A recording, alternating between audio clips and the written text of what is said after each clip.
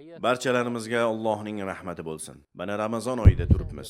Ramazon ko'p yaxshilik qilinadigan oy. Payg'ambarimiz alayhisolatu vassalamning Ramazonda yaxshilik qilishlarini sahobalar shamoldan ham tez, ko'p edi deb ta'riflashgan. Ya'ni Rasululloh hamma o'rinda yaxshilik qilardilar va yaxshilik qilishga juda shoshilardilar. Sadaqa qilish iymon belgisi. Alloh taolo sadaqaning savobini ziyoda qilib beradi. Oyatda aytilganidek, mollarini Allohning yo'lida sarflovchilarning misoli bir donga o'xshaydiki, u 100 tadan dona bo'lgan 7 ta boshoqni undirib chiqardi. Alloh o'z xohlagan kishilariga bundan ham bir necha barobar ko'p savob beradi. Sadaqa fojialardan saqlaydi. Gunohlarga kafforat bo'ladi. Allohning g'azabini ketkazadi. Molga baraka keltiradi.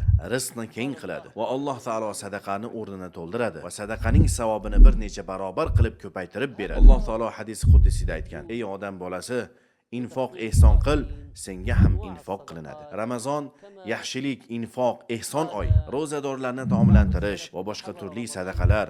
Ramazon kelganda ba'zi salaflar aytishar edi: "Gunohlardan poklovchi oy keldi. Oilangizga ham sarf xarajat qilishni ko'paytiringlar." Oilaga qilingan sarf xarajatning savobi ham Alloh yo'lida qilingan ehson kabi bir necha barobar qilib beriladi. Ramazonda oilaga ko'proq xarajat qilinganidek, musulmon kishi qiynalgan, och qolgan musulmonlarni unutmasligi kerak.